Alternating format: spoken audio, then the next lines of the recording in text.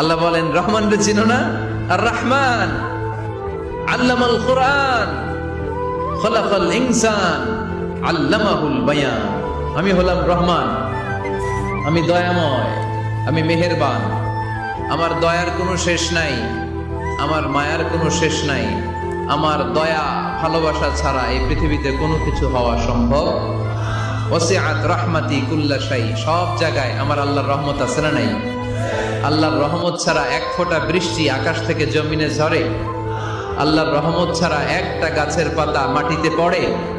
আল্লাহর রহমত ছাড়া একটা শ্বাস আমরা ভেতরে ঢুকাতে পারি? আল্লাহর রহমত ছাড়া পৃথিবীতে কিচ্ছু সম্ভব না। চিল্লায় বলেন ঠিক কিনা?